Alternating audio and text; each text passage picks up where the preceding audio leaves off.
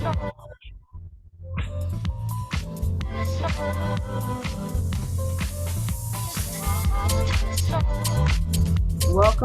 everyone. We are going to get started in just a moment just to let some more folks file in virtually. Please enjoy my DJ selection inside the end. So we'll get started in just a moment.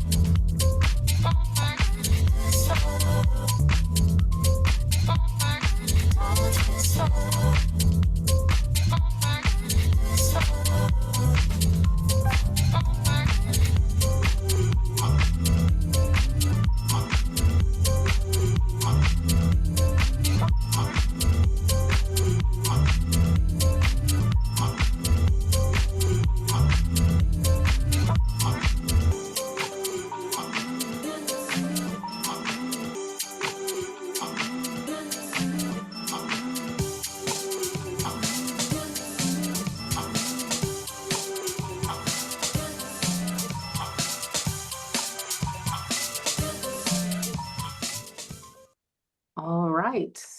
Thank you all for listening to the music I like to play to energize myself in the middle of the day. Welcome to this is our fourth Digital Justice Grants Program webinar, part of our fall webinar series. My name is Kiana Nurse. I'm the Senior Program Officer of IDEA Programs and Program Lead of the Digital Justice Grant Program. Today's session is Digital Capacity Building in the Age of Precarity. Now, if you missed the first few webinars, one of which was a general information session about the program, another was a conversation with current and former digital justice grantees who have also served as reviewers in prior competitions. And then the last one was a conversation about data ethics. Those recordings are available on the ACLS Digital Justice Supplementary Materials webpage. And so I'm going to ask one of my ACLS colleagues to pop that into the chat for your reference. So I highly recommend consulting those recordings if you are able to join us in real time. So before I introduce our very esteemed interlocutors today, I want to open this session with some framing and some intention setting. Now, for those of you who have been attending these webinars over the past couple of years at this point, you're aware that their intention has always been to provide fora for prospective applicants to hear directly from prior reviewers about the kinds of considerations that inform their perspective as they evaluate applications, both for this program, but also other similar programs as well. So these discussions aren't meant to be prescriptive, and they can't be, right? Because the reviewer pool for digital justice does change year to year, but they are meant to put things on your radar that you may not have considered and open different ways of thinking about and orienting your project towards this grant opportunity. So year after year, we offer different discussion topics as a way of focusing that effort to make it responsive to the concerns that we hear from prospective applicants, from grantees, and from reviewers.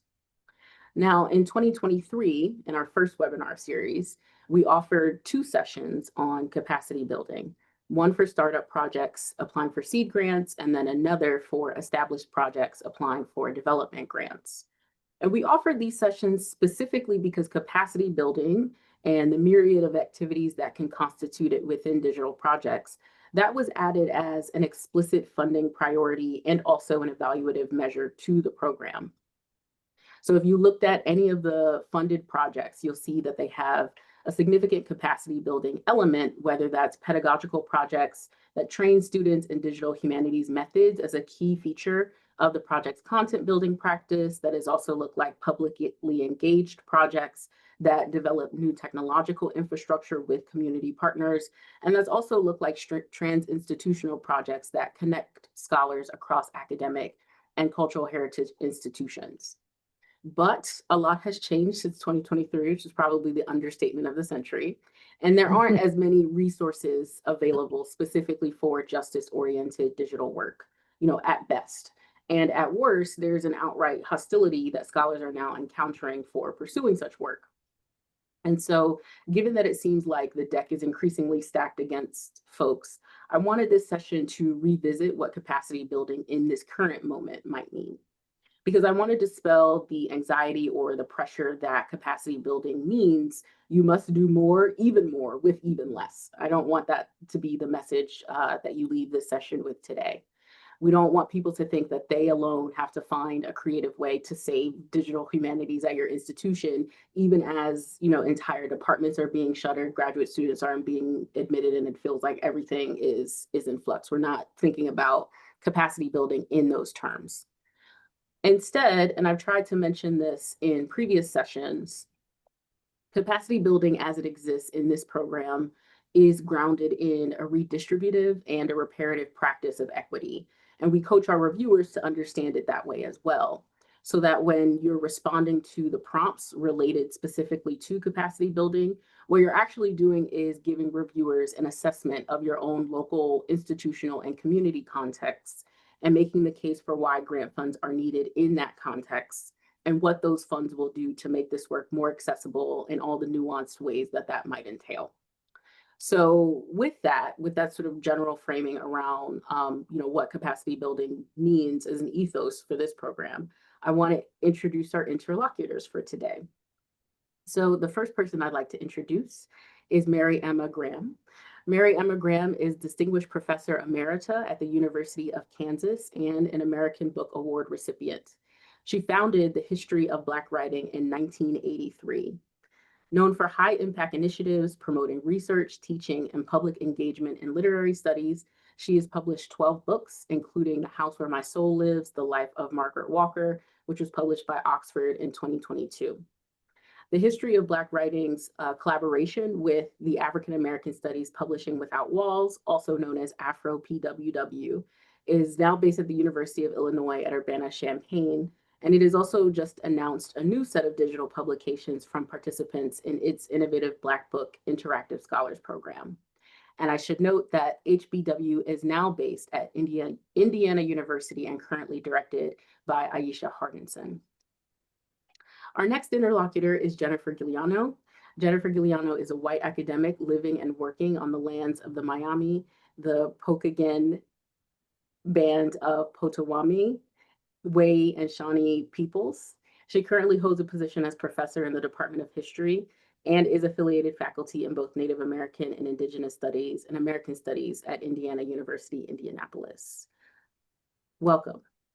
So, our first question that I wanted to sort of get us started with today is that right now feels like an exceptionally taxing moment. Let me stop sharing my screen also. It feels like an exceptionally taxing moment. And I think, though, when you look at things historically or have a longer sort of temporal scope, there have been moments of expansion and contraction that have defined the higher education ecosystem, you know, whether that be older examples of expansion, such as the institutional inclusion and recognition of different area studies in the 1960s, or more recent examples of contraction, you know, such as the early 2000s push and then abrupt halt for mass digitization through the Google Books project. So as we navigate this current moment of contraction, with the cancellation of billions of dollars in federal research funding, hiring freezes, and the shuttering of departments, I want to start with thinking about any similarities or differences that the two of you see between now and any of these other moments, right? And I'm asking this because I want folks to start to think about the ways that a historical perspective can kind of aid us in thinking about, you know, what's possible to do or to create in this moment. And so I will start with you, Mary Emma. If you could sort of walk us through if you see any similarities or differences between now and then in terms of what we're navigating with this sort of contraction in the higher ed ecosystem. So yeah, they are. I'd like to start with a story because I think sometimes people assume that when we come on, we know everything there is to know. And I like to tell people an origin story because when I got my first funding, it was the late Mariana White Davis, who had this long career at South Carolina State and who was very active in funding and everything else. And she apparently was very influential, excuse me, in Jim Clyburn, the congressman from South Carolina's career. So she called me up. It was 93, 94, and maybe early. And she said, "Do you know what you're doing? I heard you got an NEH grant." I mean, this woman did not know me from anybody, but she checked, you know, she reached out. And so my response was, first of all, shock. And I thought, well, I know you finished Boston University. I was in Boston at the time. And would you like to spend the summer at, here and be co-director? So I immediately moved to that space. And for me, that was a significant sign that collaboration was really important. And I had no clue what it meant or what I was doing. So I really want to put that out there because it seems to me that that is something that remains the same. We've learned that that's important. Collaboration is essential. And the other thing, of course, is community. That was also true. I'm born and raised in Georgia. Boston was new to me. I really did not have a community personally, except where my kids went to school. And I was learning. And this, again, as I said, was a grant for me that I had gotten for public educators. So it was one of the education grants. But I valued that intervention that she made really. And I think that at this moment, we really do see the need for more collaboration rather than less. So I think that that is definitely something that's a carryover. You cannot do this work alone. You have to find out the ways to collaborate, and you have to have a community. You have to be bound by one. And a lot of people think that they can do that sort of after the fact. And I think it really precedes your intent with these projects. So I think that that is certainly one thing. Um, and what was important about that particular project is that we had 2 summers together. We had people who became a community, and they also did a product. Of all my projects, I've never had a group of people who actually wanted to publish a project, a book related project. So that was a really important, part for me. That's, I think, different today because people individually publish books learning from the institutes, but they don't publish collectively.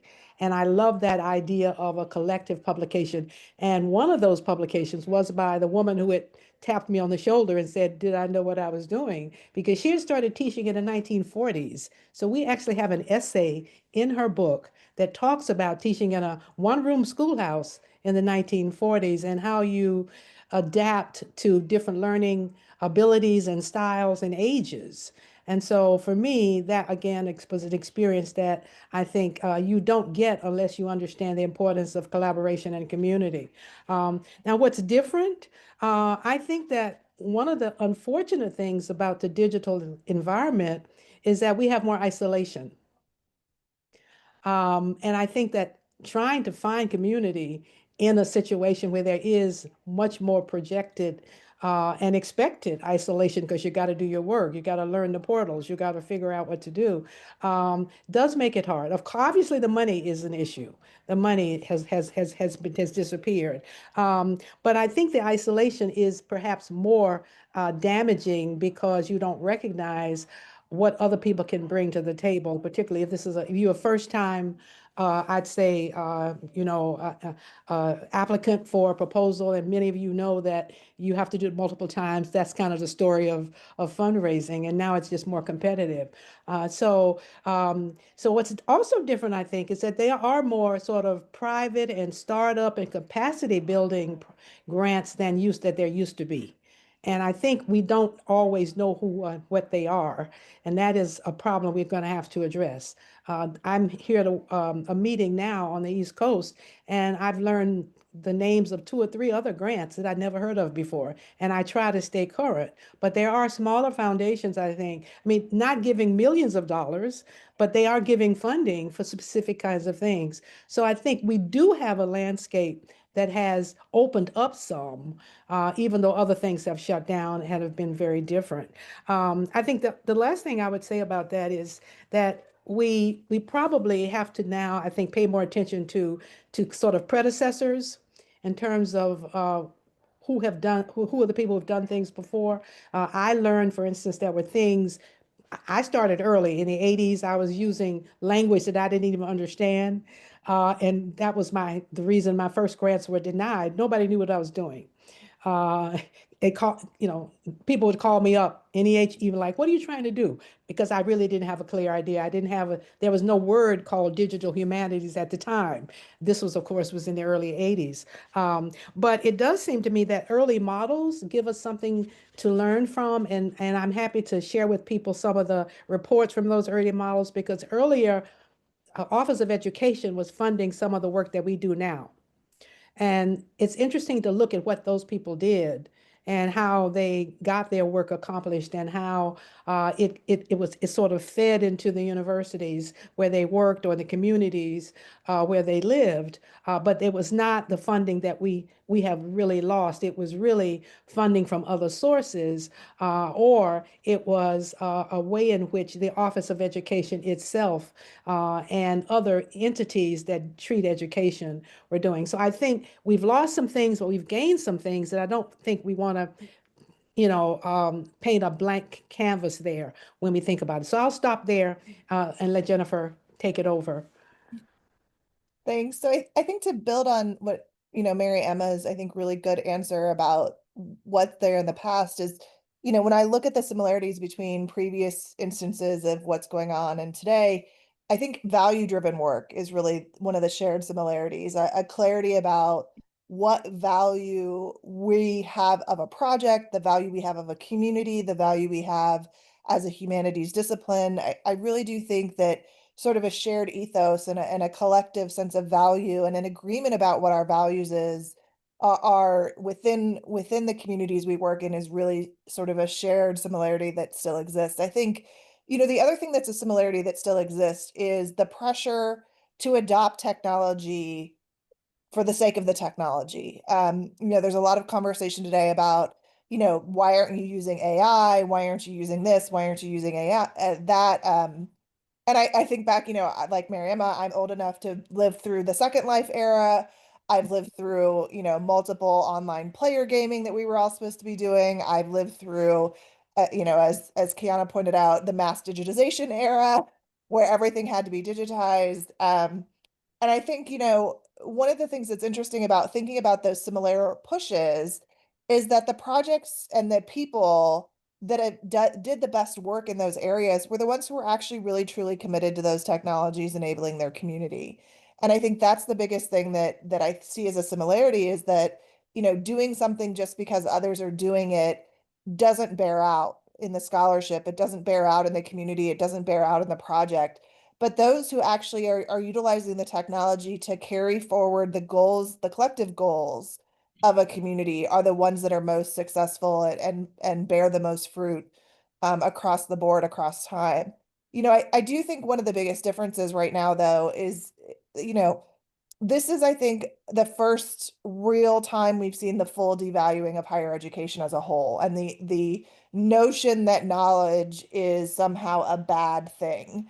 And I think that that's one of my biggest concerns right now when we think about digital capacity building, new projects, new people coming into the community, wanting to build and do this type of digital justice work is that, they're not starting from a place where we all agree that knowledge is a good thing anymore. And I think that makes it a particularly hostile environment for folks to learn in. It makes it hard to propose projects. It makes it hard to find buy-in from institutions. And it also makes it hard to find buy-in from legislators and others who can limit or allow certain types of work. And so I think, I do feel a sense of sadness for those who are just getting started now that they're not sort of working in the heyday that I did in the early 90s and early 2000s, where knowledge was really seen as a value in and of itself and an intrinsic part of what we were doing as a whole. Yeah, can I tack onto that a little bit, Jennifer, because you reminded me that one of the things that is so interesting is that we have, a digital born consumers and producers now who are outside of the community, who are outside of education and who are hostile towards it. And so it is much more difficult now to think about that because those users and consumers and producers are actively doing what they do. And here we are on the inside trying to get work started. So I think that division of the house is pretty powerful because even if you want to work together, there is a perceived distinction and difference and disrespect that you have to overcome to get there. So, and that's very problematic. Yeah, if I can kind of synthesize some of those threads, because we will talk about AI for better or for worse. Well, we'll save that for in a few minutes. But one of the things that I think sort of digital justice projects navigate particularly, and you were both sort of hinting at this in different ways, is the sort of way that it exists in the university, but also exists outside of it, exists in that liminal space in between it.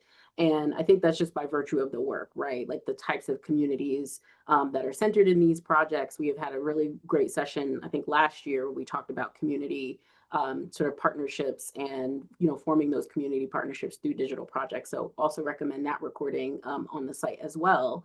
But I guess from both of your perspectives, and again keeping in mind this kind of larger sort of historical perspective, how do you sort of think about digital projects as existing in that liminal space between the academy and the communities, outside of it? What can we learn, from that liminal space? What have those third spaces, if we're going to call that, what have they looked like? And I think particularly since we're approaching this from the perspective of like applying for the grant, getting your materials ready, if we're thinking about this from a design perspective, are the things that you take into account when thinking about how to design and then articulate these projects as they exist in that liminal space, the things that it affords you or the things that you lose by doing that? So, I mean, I think one of the biggest things for me is that when you are working in this space, you are not your own audience as a scholar, and you are not the one who should be necessarily determining the end goal of a project. I think that that sort of consultative process that happens in the third space between a scholar or a project team and the community has to happen in an honest and open way where the community's goals and the community's needs actually supersede that of the scholar and the academy. And I think that's a very uncomfortable place to be in when many of us are operating in institutions that are pushing for academic deliverables like peer-reviewed articles and presentations and books and things that the university can own, whether that's websites or digital projects. I think that's one of the hardest things because if you're truly coming at digital justice work from a reparative, in a rematriative sense, then your needs, particularly my needs as a white woman, but your needs as a scholar should be subsumed underneath the needs of the community. And I think that that's very different from how many of us are trained. It's very different from how the institution rewards work. And Mhm. so there's a beauty in that third space where you can confidently sort of say, like, no, we've got to do these things first because the community needs those things. And those things are important. And we do those things first and we prioritize funding for those things first. And then we'll worry about whether we're doing A, B, and C over here that the academy cares about. And I think navigating that tension between your needs as a scholar to be able to deliver certain things that are understood in the academic publisher parish context and a community's needs to ensure its survival and its prosperity and its growth and structure and stability.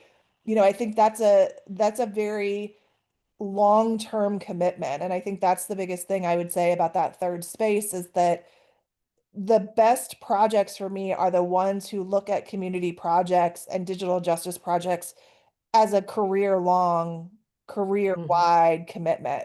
They're not one-offs. They're not something we do for 3 years because we have money.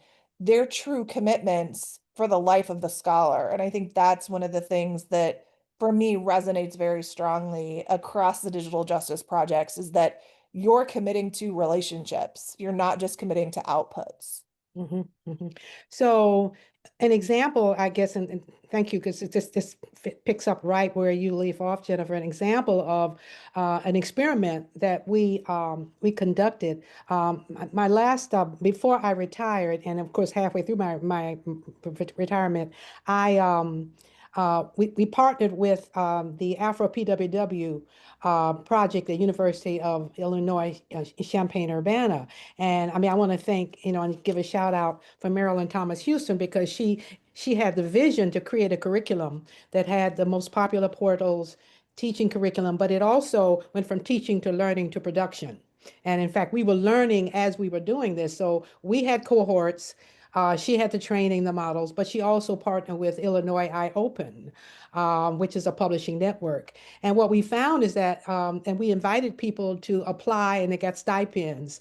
And those stipends were very, very often driven by work they were doing outside of the university, but had impact, or doing in the community, but had impact on the university. And so we extended the projects, but we had this incredible team of people working from several places. But it was through that partnership with Afro PWW. And so I'll send you the website that you can look at some of the projects, because you'll see that those projects are not specifically academically driven, but they're all working in the digital spaces. And there are people doing very different kinds of things. And I think that that kind of I would say cross-institutional, not just inter-institutional, but cross-generational partnerships really encourage that. And people, of course, become communities through those networks. So this was a training program, basically. And some people extended it for 2 years. Some people could do the work in 8 months. But I think there's some new options, and I call this a sort of teaching, learning, production model that we need to rethink. I mean, how do people get from the teaching spaces, the learning spaces, meaning we had students, graduate students, as well as faculty sort of working together when those boundaries had been reduced. But I do think I call that a third space, because it's not traditionally how we operate.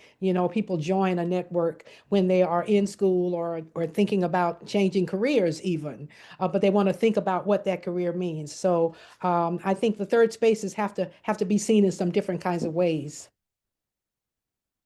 Yeah, that's a really great point. And I think that, the third space can also, as you say, like exist within the university. It can exist in this liminal space that we've been talking about. And I do want to sort of circle back on, what it means to position your project kind of within that in-between space, both in we've talked about the relationships and the maintenance and care for those relationships that are, at the center of that. But if we're thinking also about, again, design and some of the more technical aspects of like concretely, what does that entail and what does that look like? I'm wondering if both of you could sort of speak to right now what's happening in terms of how to navigate any potential or even actual institutional rollbacks of some of the resources that actually go to support these projects, even if they still exist within that liminal space between, the university and communities outside of it. Like, what kinds of contingency plans have you developed for your own work, or what kinds of considerations would you encourage people to think, again, as they are crafting applications and thinking about how to talk about their projects? Mhm. Jennifer, you want to kick us off? Sure. So, I mean, I think one of the biggest contingencies that we've built into projects recently is actually a technical contingency.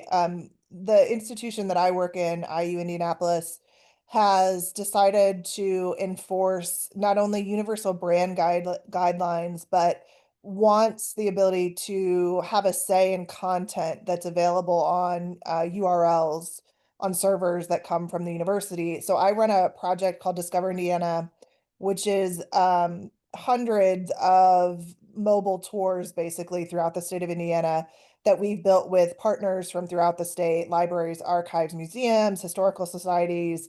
And much of the content, unsurprisingly, is not the type of content you get in a textbook. It is content on labor disputes, it's content on LGBTQIA life, it's content on Indigenous peoples.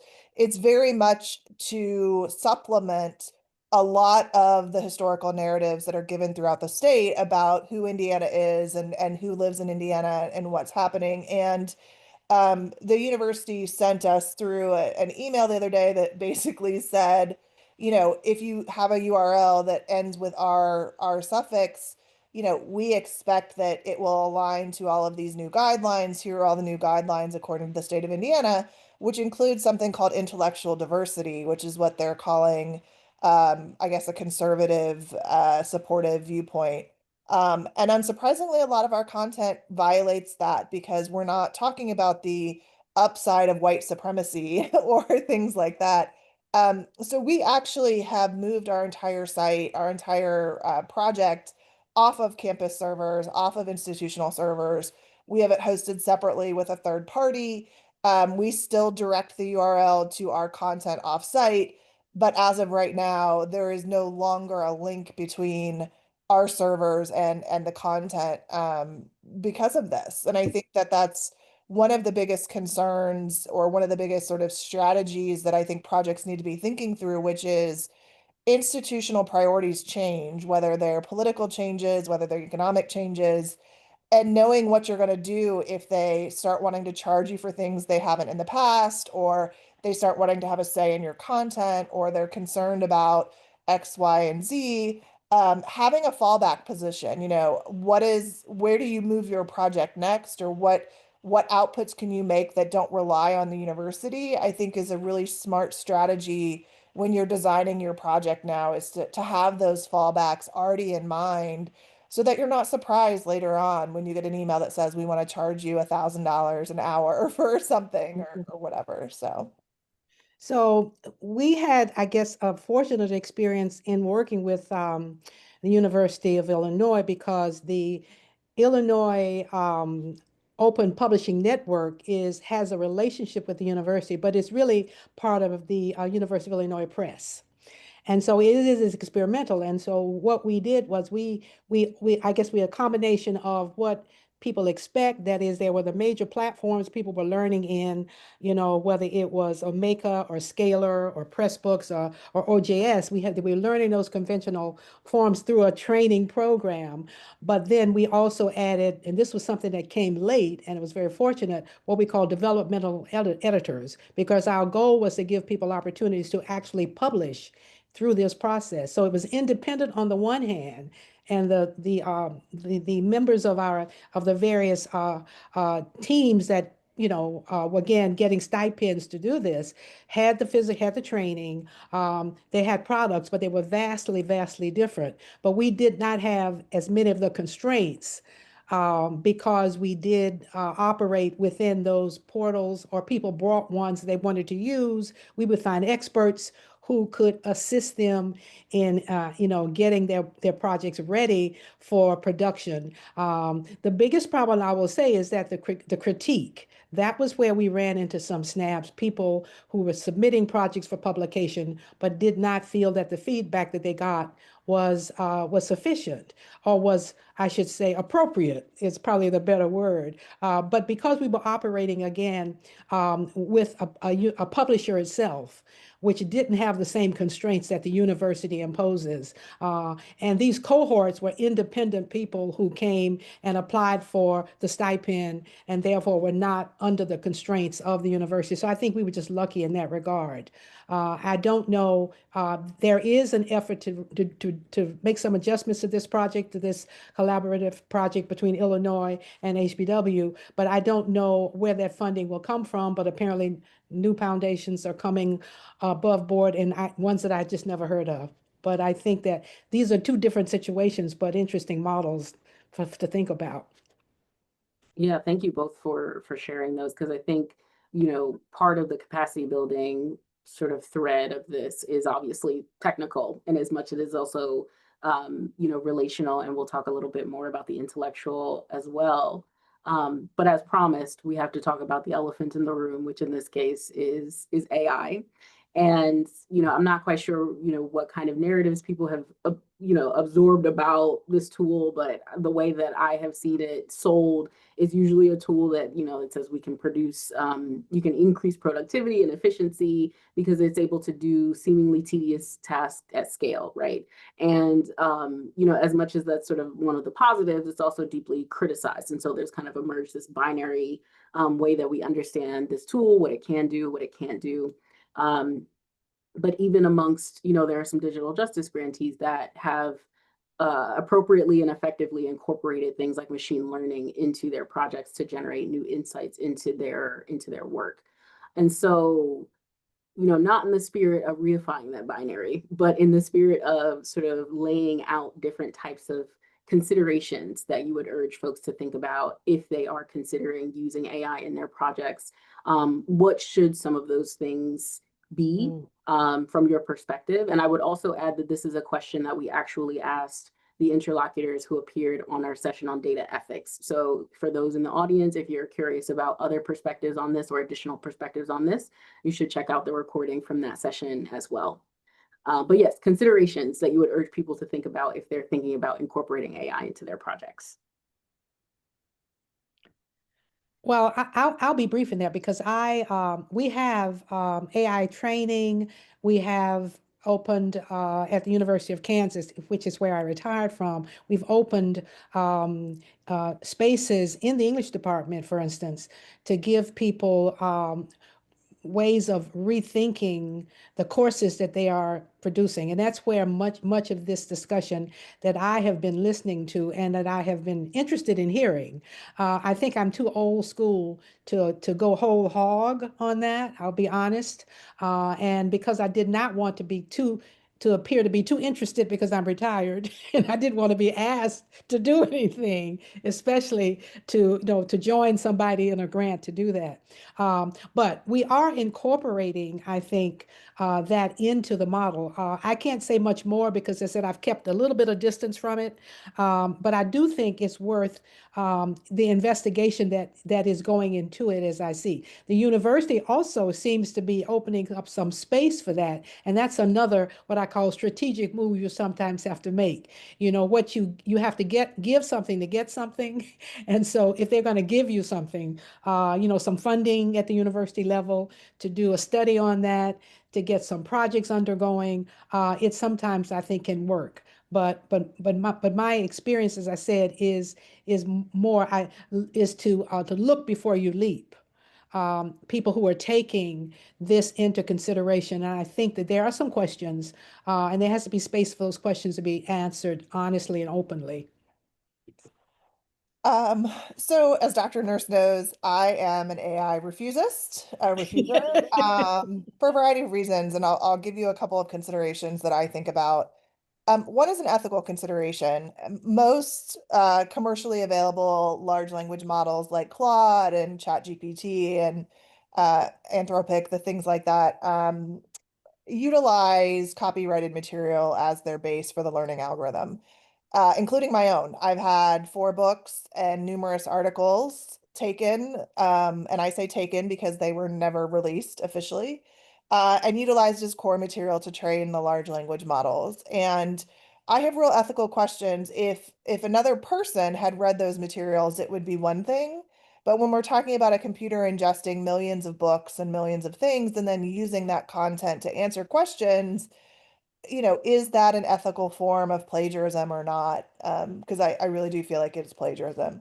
I think the other thing too is that what part of what concerns me about the utilization of AI, particularly in the humanities side, is that there are humanities methods that are based on mathematics, and AI does great with mathematical models. It does great with what we would call the hard sciences, right? Like you need help with chemistry, it can help you with chemistry. You need help writing code, it's a very formulaic thing, it can help you do that.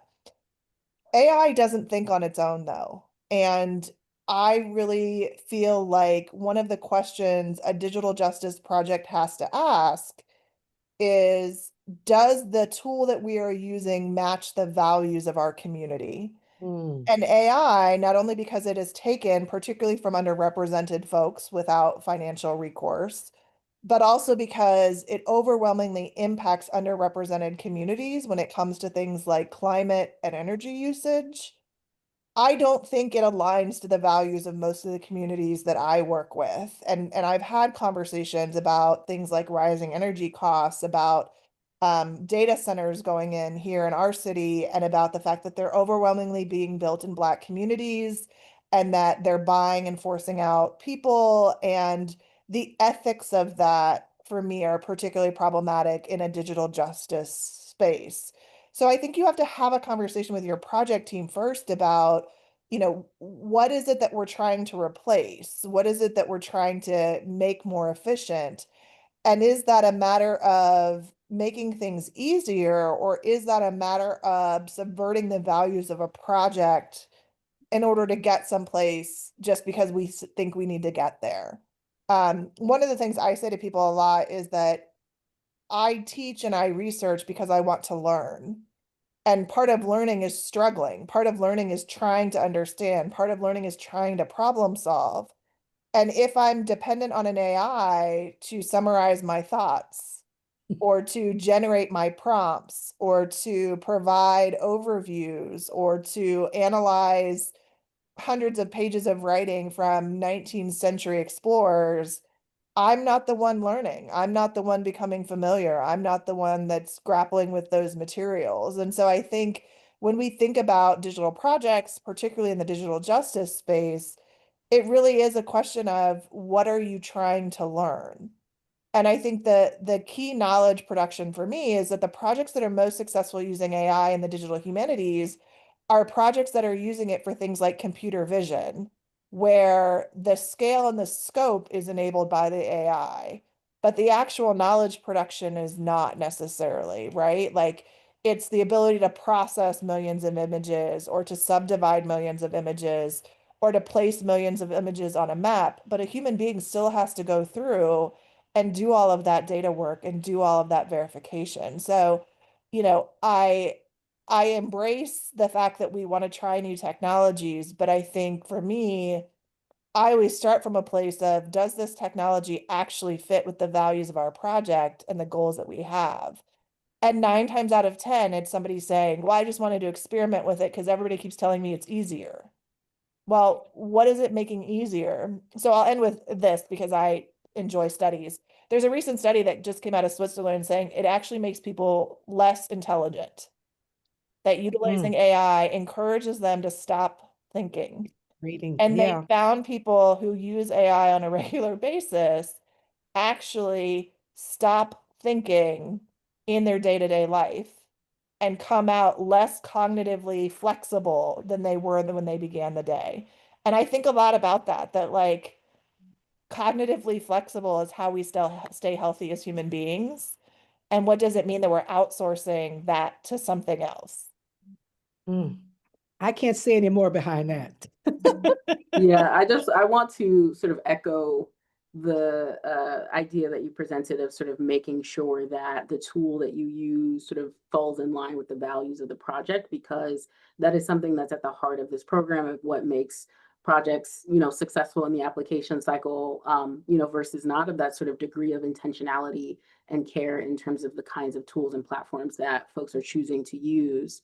And I also really appreciate your comments about sort of, thinking critically about what AI, and I think also too, it would behoove folks to be precise about what it is you're talking about when you incorporate those elements into your project. So if you're talking about machine learning, and machine learning is going to help you accomplish X, Y, and Z relative to, as you highlighted, sort of thinking through scale, and it's impossible to do this work without that tool, that makes a lot of sense. But usually right now when people are talking about AI, it's generative AI, right? And so what do you sacrifice when you lose that tool outside of it not necessarily being aligned with the values? I was having a conversation with someone about how, if you're trying to, for example, clean up transcripts of oral histories, there are some platforms that are actually really terrible at picking up different accents, particularly of Black people. And so those kinds of intentional choices, which we welcome you to reflect on pretty explicitly in the application, because I think reviewers appreciate that.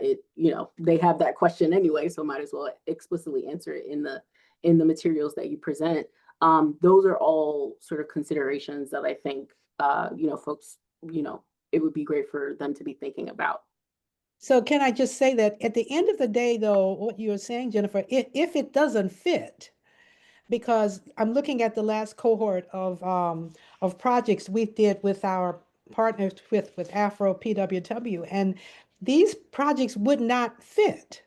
And so it never came up. I mean, people worked on these projects, some of them, go back 2 years, but they are very original. The research is, people struggle to get their cohorts to, because most of these projects are collaborative.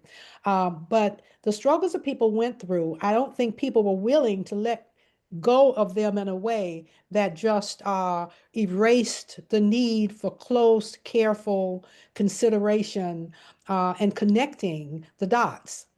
And so in that last cohort. I mean, other people were, I think, early on a little curious and wanted to see how it might work. But I think after this is again the sixth cohort, after the fourth and fifth cohorts learned that they did not see much value in it, I think, and I think we got more people who really enjoyed digging deep into the research. And so if you got research,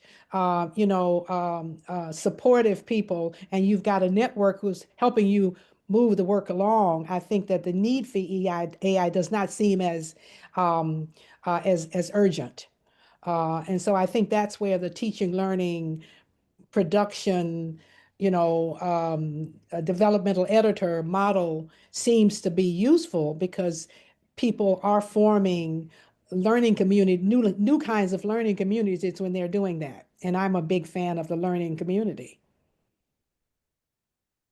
So the last sort of set of questions that I'll ask before we open it up for folks in the audience to ask questions is around academic freedom, which at this moment I see as part of the work of capacity building, because Mm, by and large, the sort of cancellation of grants is really, as you said, Jennifer, like this sort of attack on higher education, attack on sort of the intrinsic value of critical, sustained knowledge. And so when we're talking about the absence of these federal funds or about, funding for different types of work, we're also talking about, the quiet part, which we'll say out loud is an attack on academic freedom. And mhm, so particularly for digital justice work or, justice oriented digital projects that are facing different kinds of hostility, how do you engage with that? How do you sustain that work? And more importantly, I think, how do you create a project that enables structures of protection for the most vulnerable within your team or collaborators so that you're not also kind of inadvertently doing harm by trying to pursue this work? mhm, mhm. Mary I Emma, was, I was gonna let you, yeah, I was gonna let you take it. I was volleying here. You'd go back and forth. Um, but I think that one of the things that seems to me to be a really big concern is how we, I guess, adjust and adapt what I call the teaching learning model that is necessary to do this kind of work. Um, that was something I was interested in doing toward the end of my career, is that how does teaching and learning change? And again, AI accepted from this discussion, but there are other kinds of models. When we were working with the communities of people who have various disabilities, we had to make adaptations to what the hearing impaired community, other kinds of communities, and those require a different level of engagement. And very few people in those communities are interested in the quick and dirty versions of anything, because there's already to lack of a better term, a sort of disabling features, and then these other things just make those disabilities increase the level and intensity. So I'll start there, and and you can pick it up, and I'll think about some other examples that I've had, because this is something that has come up a fair amount. But as I said, people are building things and seeing things, and I think they're bringing more to the table. And because we are working again with producers outside of the academy, that is something that we had to talk about, but I think it is working. People get over their sort of differences when they learn to work together, and I think that working together has been somewhat valuable. yeah, so I mean, um, I think one of the first steps is acknowledging the hostility that exists and that a lot of projects that work in the digital justice space face. Not just hostility externally to your institution, but potentially hostility internal to the institution, whether Yeah. that's administrators or colleagues or staff or students or whomever. I think one of the initial steps is to have a really open conversation among the project team about where everyone sits in terms of their ability and or willingness to be associated with the project publicly. And by that, I mean not just your name on the project, but easily contactable, the person who stands up to present, the person who is the one out shilling for the project, requesting funds, meeting with the community. One of the things that I do that we do on a project that we've just finished up with funding from Mellon, we have a process for publication where we go in reverse seniority. So the most junior person always appears first on that because they're building their CV, it's more prestigious, etc. Except that all of the publicly available contact information is the contact information that comes to the two of us that are most senior on the project.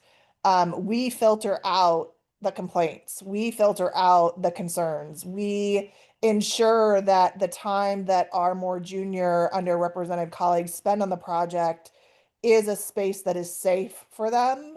And that can be everything from, we're the ones standing up taking the Q&A at a conference to, if an administrator wants to argue about something, we're the ones doing the arguing. It's never our junior colleague being the one who has to, sort of put their political and cultural capital on display.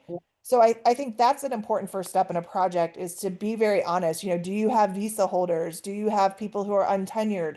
Do you have community members who are potentially risking their own safety by being named on a project? And so we're very careful about what is public and what is private to ensure that safety for people. I think helping people as well when they're working on projects that are particular lightning rods to ensure that they have things like liability insurance. It's one of the things I talk to everybody about, making sure that you have backup with a lawyer if needed, if something happens, but also technical backup, making sure that we have resources if somebody's being targeted online, making sure we have a process of what happens if they're getting social media spam, if they're getting hit with various things. I mean, I think unfortunately this is the environment that the internet encourages and that hostile climate encourages.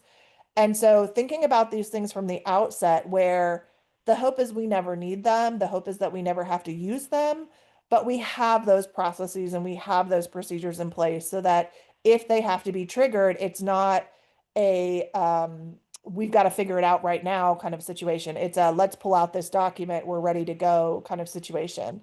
I think the other thing too is that, in a lot of projects, particularly with community partners, it means being amenable to potentially different languages than you might want to use. So, for example, I use the word genocide a lot in the work that I do here in Indiana. Our community partners are not necessarily comfortable having the word genocide in their entries. It makes their funding boards and their community boards really nervous when you talk about the fact that the founders of their county committed a genocide. So, it's having those conversations and saying, okay, I understand. I want to call it a genocide. You do not. What's a term we can come up with that's not citizen? Let's come up with some other terms that can be utilized. So it's also being a little bit flexible and understanding that your community members may have particular priorities or areas that they're not comfortable going. And how do you still accomplish the core of what you want to accomplish without necessarily giving up what you feel are the valuable portions of the project? Mhm. I just want to backtrack a little bit because Jennifer reminded me of an experience that we had when I talked about working in collaboration with communities is cross institutional and community collaborations. That one of the things that we discovered is that because the grants often come through the university, go from the university, that people were not sharing the proposal drafts appropriately with partners, particularly community-based partners, and that became a big issue. And I had to actually negotiate a situation where people were threatening to report that this was going on. And I don't know how we got there, and I wasn't sure, and I didn't do that investigation myself, but I did say that that was an ethically just absolutely wrong. But apparently it had been going on for quite some time. That is, people had been partnering with the communities. Some communities were comfortable with the programs, were comfortable with that, but most were not because they were being used and exploited in ways that they began to recognize over time. And this is maybe after being refunded a couple of times. Now, and that right now, of course, with the slowdown, I think is even more crucial that people are doing that. But that is something that I do, if you're writing grant proposals, again, with community partners, there has to be a practice of sharing openly and consistently, so that there is no exploitation going on, or being unprincipled in ways, because that was something that we found to be the case. It's unfortunate, and it probably happens more often than not, and that it doesn't get openly discussed. But I thought that really needs to be something to remind people of. I'm not saying anybody here does that if you're from an institution, but I want to just put it on your radar. Thank you for sharing that. And at this point, we are going to open the floor up to questions. But I am going to pause the